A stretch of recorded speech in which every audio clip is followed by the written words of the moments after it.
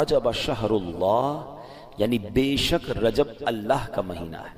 سرکار دو عالم علیہ الصلوۃ والسلام رجب میں ایک بڑی پیاری دعا کیا کرتے تھے، آئیے ہم بھی مل کے کر لیتے ہیں۔ اللہم بارک لنا فی رجب وشعبان وبلغنا رمضان، اے اللہ پاک ہمارے لیے رجب اور شعبان میں برکت عطا فرما اور ہمیں رمضان تک پہنچا دے، آمین۔ اب ذرا غور کریں اس دعا میں رجب اور شعبان کی برکت کی دعا کے ساتھ ساتھ رمضان سے کیسا پیار چھلک رہا ہے کہ ہمیں رمضان تک پہنچا دے، ہمیں رمضان سے ملا دے۔ تو یہ اللہ والوں کو رمضان سے بڑا پیار ہوتا ہے۔ یہ تینوں مہینے بڑے کمال کے، رجب اللہ کا مہینہ، شعبان کے بارے میں آقا فرماتے الشعبان الشہری، شعبان میرا مہینہ ہے، اور رمضان کے بارے میں فرمایا کہ رمضان میری امت کا مہینہ ہے۔ اب آپ غور کریں کہ گویا نور کی سیڑھیاں ہیں، رحمت کا راستہ ہے، پہلے رجب آیا، پھر شعبان آیا، اور سبحان اللہ پھر رمضان۔ علامہ صفوری رحمۃ اللہ تعالی نے بڑی پیاری بات فرماتے ہیں، آپ فرماتے ہیں رجب جو ہے وہ بیج بونے کا مہینہ، شعبان ان بیجوں پر پانی ڈالنے کا مہینہ ہے۔ جو تھوڑی بہت فصل اور باغ کو سمجھتے ہیں، پہلے کیا کرتے ہیں ہم؟ بیج ڈالتے ہیں، پھر پانی ڈالتے ہیں، اس کا خیال رکھتے ہیں، پھر کیا ہوتا ہے؟ پودا اگ جاتا ہے، فصل ریڈی ہو جاتی ہے۔ تو فرمایا رجب بیج بونے کا مہینہ ہے، شعبان ان بیجوں پر پانی ڈالنے کا مہینہ ہے، اور رمضان فصل کاٹنے کا مہینہ ہے۔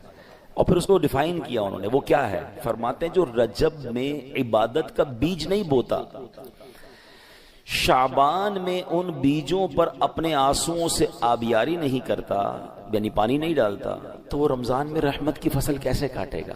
تو بی پریپیئر، تیار ہو جائیے، اب عبادت کا سلسلہ شروع کرنا ہے۔ اگر تھوڑی بہت گرد لگ گئی، مسجدوں سے دور ہو گئے تھے، عبادت میں سستی ہو گئی تھی، تو یہ رجب ایک پیغام دے رہا ہے کہ اب آ جاؤ، پھر سبحان اللہ مسجدوں کی طرف آ جاؤ، عبادتوں کی طرف آ جاؤ، تلاوت کی طرف۔ علماء بڑی پیاری بات فرماتے رجب میں 3 حرف ہیں، را، جیم اور با۔ انٹرپریٹیشن کیا ہے اس کی تفصیل کیا بیان کرتے ہیں؟ کہتے ہیں را سے مراد ہے رحمت الہی، آخر میں جو با ہے نا اس سے مراد ہے بر یعنی بھلائی، اور جو بیچ میں جیم ہے نا اس سے مراد ہے بندے کے جرم۔ اللہ کی رحمت یہ اعلان کرتی ہے کہ میری رحمت اور میری بھلائی کے درمیان میرے بندے کے جرموں کو کر دو، اور اللہ کی رحمت گناہ معاف فرما دیتی ہے۔ تو دس از بیوٹیفل منتھ، تیار ہو جائیے، اب نماز قضا نہیں کرنی، اب عبادتوں سے جی نہیں چھڑانا، بلکہ اس میں جتنے ہو سکے اس میں روزے رکھنے۔ ایک بڑی خوبصورت نہر کا ذکر ہے روایتوں میں کہ جنت میں ایسی نہر ہے جس کا پانی دودھ سے زیادہ سفید ہے، شہد سے زیادہ میٹھا ہے، کمال کی نہر ہے، اور فرمایا اس نہر سے وہی پیے گا جو رجب میں روزے رکھنے والا ہوگا۔ تو اللہ مجھے اور آپ کو خوب نفلی روزے رکھنے کی توفیق عطا فرمائے۔ اچھا، رجب میں جہاں بہت ساری مبارک ہستیوں کا ذکر ہوتا ہے، مگر فرسٹ ویک آف رجب ایک بڑی عظیم ہستی کا بڑا ذکر ہوتا ہے، اور وہ کوئی اور نہیں، سبحان اللہ، یہ وہ ہستی ہیں جنہوں نے صرف 15 سال کی عمر میں دنیا کے ساز و سامان، دنیا کی سمجھے رونقوں کو ترک کیا اور راہ حق کے مسافر بنے، اور اتنا کمال حاصل کیا کہ انہیں نائب النبی کہا جاتا ہے۔ وہ ہستی جنہوں نے برے صغیر کو نور اسلام سے روشن کر دیا۔ یہ پاک و ہند تو پہلے ایک ہی تھا نا، یعنی ہم پر بھی ان کا احسان ہے، اس خطے میں اسلام لانا اور اسلام کو پھیلانے میں ان کا بہت بڑا کردار۔ کم و بیش 90 لاکھ غیر مسلم جو ہیں ان کے ہاتھ پر مسلمان ہوئے، اور سبحان اللہ یہ کون ہیں؟ یہ خواجہ خواجگان، سلطان الہند، وارث النبی، نائب النبی، عطائے رسول، جنہیں دنیا خواجہ معین الدین حسن سنجری چشتی اجمیری رحمت اللہ تعالی کے نام سے جانتی ہے۔ آپ 537 ہجری میں سجستان کے علاقے سنجر میں پیدا ہوئے۔ نجیب الطرفین سید ہیں، یعنی والد اور والدہ دونوں کی طرف سے آپ سید زادے ہیں۔ 12 واسطوں سے آپ کا سلسلہ مولا کائنات مولا علی شیر خدا کرم اللہ تعالی وجہ الکریم سے جا ملتا ہے۔ 15 سال کی عمر میں ہی آپ کے والد کا سایہ آپ کے سر سے اٹھ گیا تھا۔ 15 سال کی عمر میں ہی آپ نے گھر بار چھوڑا اور راہ خدا کے مسافر بن گئے۔ یہ بھی بڑا کمال کا واقعہ ہے۔ والد صاحب کا انتقال ہوا تو آپ کو اچھی خاصی جائیداد مل گئی، باغ بھی ملا، پنچکی بھی ملی، گویا ایک اچھی پراپرٹی مل گئی۔ 15 سال کے نوجوان کو زیادہ پیسے مل جائیں اور باپ کا سایہ بھی نہ ہو تو نارملی تربیت اچھی نہ ہو تو وہ اولاد اور بگڑ جاتی ہے۔ مگر والدین کی تربیت ایسی تھی، سید گھرانہ تھا، بڑا ادب سکھایا تھا والدین۔ ہوا یہ کہ آپ اپنے باغ میں بیٹھے تھے، ایک بزرگ نکلے سفید بالوں والے، داڑھی والے، چہرہ بڑا نورانی تھا، تو بڑی محبت سے اس 15 سالہ نوجوان نے اپنے باغ میں بلایا، اپنے باغ سے ایک کھجوروں کا خوشہ جو تھا، انگوروں کا خوشہ تھا، انگور نکالے، بزرگ کو بڑے ادب سے پیش کیے۔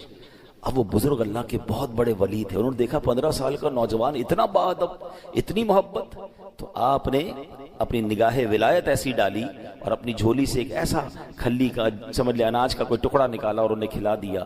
بس 15 سال کے نوجوان نے اللہ کے ولی کا وہ تبرک کھانا تھا، وہ نگاہ ولی پڑھنی تھی کہ آپ کی دنیا بن گئی اور آپ خواجہ معین الدین چشتی اجمیری بن گئے۔ پھر آپ علم دین کے لیے نکل پڑے، آپ نے اپنا باغ بھی اللہ کی راہ میں خیرات کر دیا، لوگوں کو تقسیم کر دیا۔ مگر یہاں خواجہ معین الدین چشتی کی زندگی کا جو ٹرننگ پوائنٹ تھا نا، وہ بڑا کمال کا ہے، وہ غور کیجئے، وہ کیوں ملا نہ یہ مرتبہ؟ وہ کہتے ہیں نا، با ادب با نصیب، بے ادب بد نصیب۔ ہمیشہ زندگی میں یہ فارمولہ یاد رکھیں، نوجوان بیٹھے، بچے بیٹھے، زندگی میں با ادب رہیے گا، بے ادبی نہ ہو، گستاخی نہ ہو، جو روڈ انداز ہوتا ہے نا۔ آج کل کا نوجوان بوڑھوں کے سامنے بھی چیخ چیخ کر بات کر رہا ہوتا ہے، بزرگوں سے بھی ادب سے بات نہیں کر رہا ہوتا۔ بے شک ہم کسی کو جانے نہ جانے، بے شک وہ غریب ہے یا ہمارا ملازم ہی کیوں نہ ہو، لیکن اگر عمر میں ہم سے بڑا ہے تو ہمارا کام ہے کہ ہم ادب سے بات کریں، ہم پیار سے بات کریں، سفید بالوں کا احترام کریں، ہمارے والد کی جگہ ہے، اور ادب ہی لوگوں کو مقام دلاتا ہے، بے ادبی برباد کر دیتی ہے۔ تو زندگی کا یہ اصول بنا لیں، اور اسی طرح بزرگوں کو چاہیے، بڑوں کو چاہیے وہ بچوں پر شفقت کریں۔ کتنا خوبصورت ریلیجن ہے میرا اور آپ کا کہ اللہ کے نبی علیہ الصلوۃ والسلام فرماتے ہیں، جس کا مضمون ہے کہ جو اپنے چھوٹوں پر شفقت نہ کرے اور اپنے بڑوں کا ادب نہ کرے وہ ہم میں سے نہیں۔ ابھی کتنی ایک ہی جملے میں ساری بات فرما دی نا، چھوٹے ہیں تو بڑوں کا ادب کریں، بڑے ہیں تو بچوں پر، چھوٹوں پر شفقت کریں، اور اگر یہ نہیں کرتے تو نبی پاک نے کیا فرمایا، وہ ہم میں سے نہیں۔ اگر سرکار دو عالم علیہ الصلوۃ والسلام نے ہی ہمیں اپنی بارگاہ سے دور کر دیا تو پھر ہم نے کہاں جانا ہے؟ تو اپنی زندگی کا اصول بنائیں، نرم، پولائٹ، ہمبل، سافٹ، اور یہی لوگ سب کو پسند آتے ہیں۔ بچوں کو بھی بزرگ وہی اچھے لگتے ہیں جو بیٹا کہہ کر پیار سے بات کرتے ہیں، ہر وقت جھاڑنے والے بزرگ بھی اچھے نہیں لگتے، اور بزرگوں کو بھی یقیناً وہ نوجوان اچھے نہیں لگتے جو بدتمیزی کرتے ہیں۔ اللہ کرے یہ بات ہمیں سمجھ آ جائے۔ تو اللہ نے 15 سال کے نوجوان کو ولایت کا کیسا درجہ عطا فرمایا، اس کی بیس کیا بنی تھی؟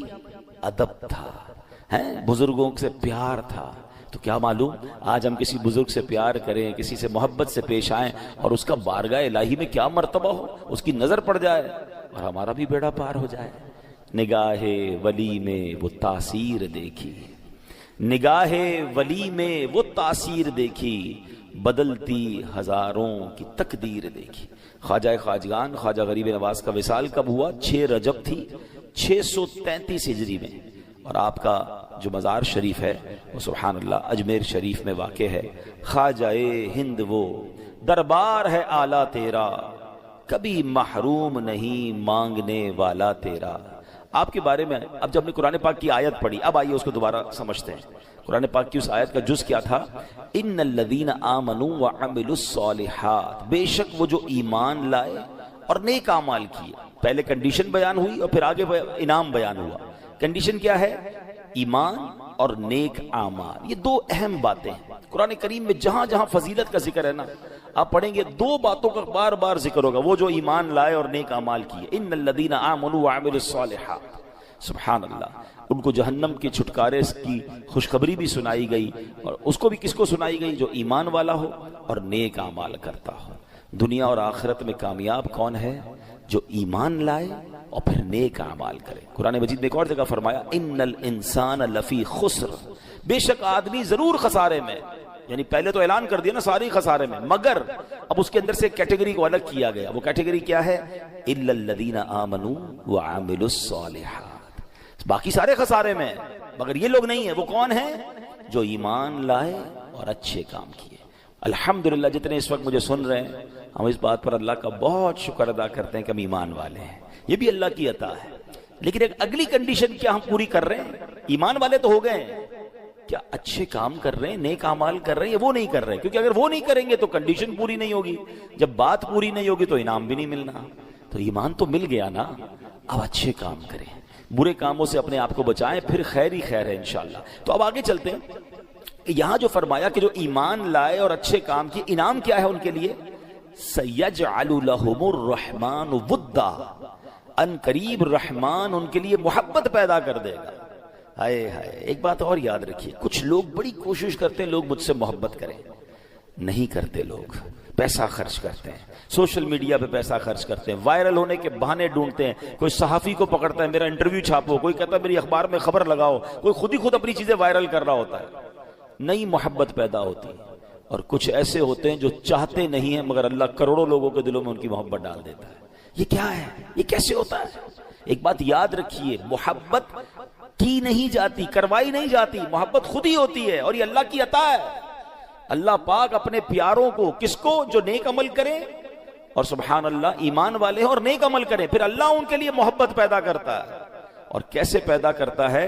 اب ذرا غور کرتے جائیے گا۔ سرکار دو عالم علیہ الصلوۃ والسلام کی بارگاہ میں ایک بار مولا علی شیر خدا نے اس حدیث کی، اب ذرا غور کیجئے، مولا علی سوال کرنے والے، اور سوال کس سے کر رہے ہیں؟ رسول پاک علیہ الصلوۃ والسلام سے، اور اسی آیت کی تفصیل مانگ رہے ہیں کہ حضور اس کا معنی کیا ہے؟ شیر خدا کہتے ہیں کہ یا رسول اللہ، یہ جو اللہ کا فرمان ہے سَيَجْعَلُ لَهُمُ الرَّحْمَنُ وُدًّا، ان قریب رحمان ان کے لیے محبت پیدا کر دے گا، اس کا مطلب کیا ہے؟ اللہ اکبر، اللہ کے نبی نے اس کو خوبصورت انداز میں بیان فرمایا اے علی، جو ایمان لاتا ہے اور نیک اعمال کرتا ہے، اللہ پاک مسلمانوں کے دلوں میں ان کی محبت رکھ دیتا ہے، فرشتے بھی ان سے محبت کرتے ہیں، اور نیک لوگوں کے دلوں میں بھی اس کی عزت رکھ دی جاتی ہے۔ اب دیکھیں سبحان اللہ، اللہ پاک راضی ہو گیا نا۔ اصل پرابلم یہاں یہی ہو رہا ہے کہ ہم سب کو راضی کرنے کے چکر میں رب کو ناراض کر دیتے ہیں۔ اگر اس کو تھوڑا چینج کر لیں، ہم رب کو راضی کر لیں، تو قرآن میں تو رب خود فرما رہا ہے نا کہ میں باقی کو میں راضی کر دوں گا، باقی کے دلوں میں محبت میں ڈال دوں گا۔ ہم چارے لوگ مجھ سے پیار کریں، اور اس پیار کروانے کے چکر میں، عزت بنانے کے چکر میں، نام بنانے کے چکر میں، فیم حاصل کرنے کے چکر میں اللہ کو ناراض کر رہے ہیں۔ نہ رب راضی ہوا، نہ بندے راضی ہوئے، حالانکہ قرآن میں رب فرما رہا ہے کہ رب محبت کا انتظام فرما دے گا، اور کیسا انتظام کیا اب آپ کو کچھ مثالوں کے ذریعے سمجھاؤں گا۔ اللہ اکبر۔ اب ذرا غور کیجئے، ایک بار بادشاہ، بہت بڑا نام ہے بادشاہ اکبر جو ہے، اور ایک بزرگ تھے شیخ سلیم چشتی، وہ بظاہر تو بڑے غریب تھے، وہ دونوں دربار خواجہ غریب نواز پر حاضر ہوئے۔ خواجہ صاحب کے مزار پر بڑے بڑے بادشاہ اس وقت بھی آتے تھے، اب بھی آتے ہیں۔ تو اکبر بادشاہ بھی تھا اور شیخ سلیم صاحب بھی ساتھ تھے۔ تو بادشاہ نے شیخ سلیم صاحب سے پوچھا کہ اے سلیم، یہ تو بتاؤ خواجہ غریب نواز کا رتبہ کیا ہے، مرتبہ کیا ہے؟ تو حضرت شیخ سلیم کہتے ہیں کہ خواجہ حضور کی شان یہ ہے کہ وقت کا بادشاہ اکبر اور ایک فقیر سلیم، وہ دونوں کتنی دیر سے دربار پر حاضر ہیں مگر ابھی تک باریابی کا شرف نہیں ملا ہے۔ یعنی دربار وہ ہے جہاں بادشاہ لائن لگا کے کھڑا ہے اور ابھی موقع نہیں مل رہا حاضری کا، اجازت نہیں مل رہی ہے۔ تو یہ ہوتا ہے اولیاء کرام کا مرتبہ۔ سر بھلا کیا کوئی جانے کہ ہے کیسا تیرا، غوث پاک کے بارے میں لکھا نا اعلیٰ حضرت نے، آپ کا سر اقدس کی شان تو کون جانے، سر بھلا کیا کوئی جانے کہ ہے کیسا تیرا، اولیاء ملتے ہیں آنکھیں وہ ہے تلوا تیرا۔ تو بڑے بڑے بادشاہ، بڑے بڑے جناب کر و فر والے اولیاء کرام کے دربار میں جاتے ہیں تو پھر ان کو ذرا پتہ چلتا ہے کہ اصل رتبہ کس کا ہے۔ آپ کو پتہ ہے ہندوستان کے بارے میں ایک شخص نے کتاب لکھی، انگریز تھا، اس نے بڑی تحقیق کی، پورے ہندوستان کا دورہ کیا، اور اپنی کتاب میں لکھتا ہے کہ میں نے ہندوستان کو دیکھا، کروڑوں لوگوں کا وطن ہے، مگر اس پر حکومت آج بھی ایک بازار میں رہنے والے خواجہ غریب نواز کی ہے۔ صدیاں گزر گئی ہیں مگر ہند کا راجہ خواجہ ہی ہے۔ بڑے بڑے راجہ آئے مگر جاتے کہاں ہیں؟ خواجہ غریب نواز کے دربار میں جاتے۔ یہ کیسے ہوا؟ اچھا میں آپ سب سے سوال کرتا ہوں، میں ڈیفینس میں اس وقت بیان کر رہا ہوں، کراچی میں رہنے والے نارملی ہماری محبتیں پتہ کیوں ہوتی ہیں؟ ہم سب کو اپنے بچوں سے پیار ہے، بالکل ہوتا ہے، ہمارا خون ہے نا، ہمیں اپنے ماں باپ سے پیار ہوتا ہے، ہمارے بڑے ہیں، ہمیں پال پوس کر بڑا کیا، ہمیں اپنے دوستوں سے پیار ہوتا ہے، رشتہ داروں سے پیار، because we have connection with them, اس لیے پیار ہوتا ہے۔ مگر یہاں جتنے بیٹھے ہیں ان میں سے کسی نے خواجہ کو دیکھا نہیں ہے، ہم خواجہ کے خاندان کے لوگ بھی نہیں ہیں، ہماری ملاقات بھی نہیں ہوئی ہے، ہم نے ان کی صحبت بھی نہیں اٹھائی ہے، مگر ہزاروں میل دور بیٹھ کر کیوں دل میں ان کی محبت ہے؟ ہم غوث پاک سے ملے نہیں ہیں مگر کون ہے مسلمان جس کے دل میں غوث پاک سے محبت نہیں ہے؟ ہم حضرت ابوبکر صدیق سے نہیں ملے، حضرت عمر فاروق سے نہیں ملے، مولا علی سے نہیں ملے، حضرت عثمان غنی سے نہیں ملے، اہل بیت والوں سے نہیں ملے، کربلا والوں سے نہیں ملے۔ اب لسٹ دیکھیں کتنا پیار ہے ہمیں، بعض ہستیوں سے تو اپنے بچوں سے زیادہ پیار ہے۔ ہم امام حسین کے نام پر جان قربان کرنے کے لیے تیار ہو جائیں گے، کربلا والوں پر سب کچھ نچھاور کر دیں گے۔ کیوں؟ ایسے نہیں آتی محبت، یہ اللہ نے ڈالی ہے۔ اور یاد رکھیے گا، پہلے اللہ اپنے نیک بندوں کو آسمانوں پر مشہور فرماتا ہے۔ ہاں، اب ایک اور حدیث سنیے گا، آپ کا ایمان تازہ ہو جائے گا۔ حدیث پاک کی بڑی مشہور کتاب ہے مسلم شریف، ٹھیک ہے؟ اس کی حدیث ہے، سرکار دو عالم علیہ الصلوۃ والسلام فرماتے ہیں جب اللہ کریم کسی بندے سے محبت فرماتا ہے تو حضرت جبرائیل کو حکم دیتا ہے۔ اب سنیے گا ذرا، حضرت جبرائیل کو حکم دیتا ہے، انی احب فلانا فاحبہ، اے جبرائیل میں فلاں بندے سے محبت کرتا ہوں، تم بھی اس سے محبت کرو۔ اسٹارٹ کہاں سے ہو رہی ہے محبت؟ پہلے اللہ محبت فرماتا ہے، پھر حکم کسے دیتا ہے؟ اے جبرائیل میں پیار کرتا ہوں، میں محبت کرتا ہوں، تم اس سے محبت کرو۔ جبرائیل محبت کرنے لگتے ہیں، پھر یہ محبتوں کا سلسلہ رکتا نہیں ہے، پھر ثم ینادی فی السماء، پھر آسمانوں میں یہ اعلان کر دیا جاتا ہے کہ ان اللہ یحب فلانا فاحبوہ، اے آسمان والو بے شک اللہ فلاں سے محبت فرماتا ہے، تم بھی اس سے محبت کرنا شروع کر دو۔ یعنی آسمانوں پر شہرت ہو جاتی ہے، فرشتے محبت کرنے لگتے ہیں، پھر اللہ اب گویا سارے آسمانوں میں اللہ کے اس نیک بندے، اس ولی اللہ کی محبت عام ہو جاتی ہے۔ اس کے بعد کیا ہوتا ہے؟ حدیث پاک میں نبی پاک فرما رہے ہیں ثم یودع له القبول فی الارض، پھر زمین میں اس بندے کی مقبولیت رکھ دی جاتی ہے، یعنی لوگوں کے دل اس کی طرف مائل کر دیے جاتے ہیں۔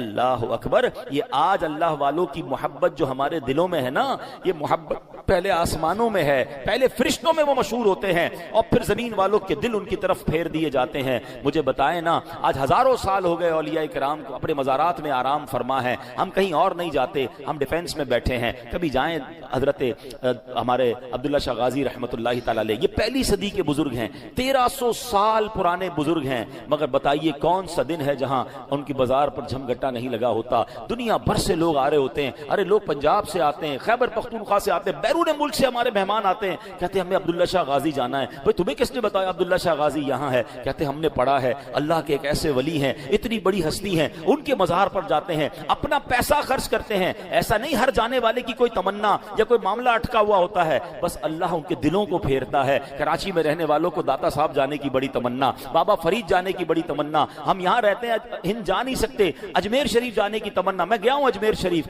ہزاروں لوگ روزانہ حاضری دیتے ہیں، مسلمان تو مسلمان، غیر مسلم بھی وہاں آ رہے ہوتے ہیں۔ ارے کبھی بغداد شریف جائیں، وہاں دیکھیں کیا حال ہے، یہ کیا ہے۔ اچھا کمال کی بات دیکھیں، کئی سالوں سے ہیں، بہت سارے سالوں سے، اب تو سوشل میڈیا کا زمانہ آ گیا ہے، کتنی کوشش کی جاتی ہے مزار سے روکنے کی، مزار کے خلاف غلط باتیں کر رہے ہوتے ہیں، جناب وہاں جانا شرک ہے، وہاں جانا بدعت ہے، وہاں جانا جناب یہ ہے، روکنے والے روک رہے ہیں، مگر اللہ نے ایسا پیار ڈالا ہے کہ لوگ ہمیشہ وہاں جا رہے ہیں۔ اچھا یہ ہاں میں ایک بات کو ضرور کلیئر کر دوں، ہمیں بھی پتا ہے کہ مزار شریف پر کچھ ایسے جاہل لوگ ہوتے ہیں جو غیر شرعی کام کرتے ہیں، لیکن ہمیشہ یاد رکھیں آپ کے ناک پر مکھی بیٹھی ہو تو ناک کاٹتے ہیں یا مکھی اڑاتے ہیں؟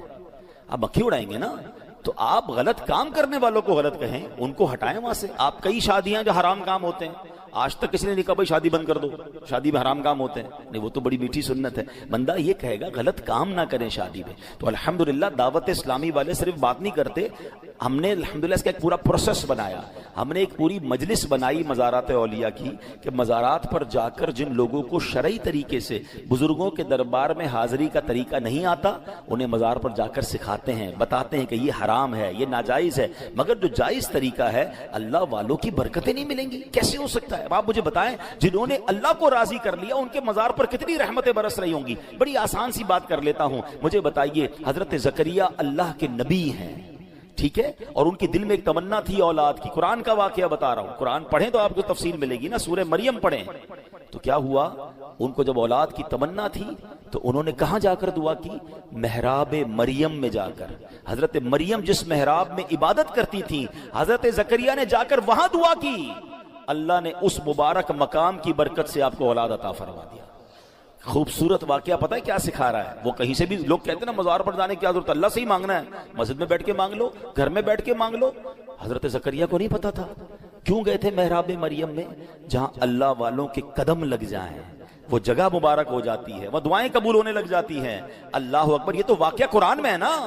مجھے بتاؤ، اللہ والوں کے قدم لگ جائیں، وہ جگہ مبارک ہو جائے جہاں اللہ والے خود موجود ہوں، وہ جگہ کتنی مبارک ہوگی۔ تو بہرحال میرا موضوع یہ ہے کہ اللہ پاک کس طرح لوگوں میں اپنے نیک بندوں کو مشہور کرتا ہے کہ پہلے آسمانوں میں محبت پیدا ہوتی ہے، پہلے وہ فرشتوں میں مشہور ہوتے ہیں، اور پھر سبحان اللہ یہاں مسلمانوں کے دلوں میں محبت ڈال دی جاتی ہے۔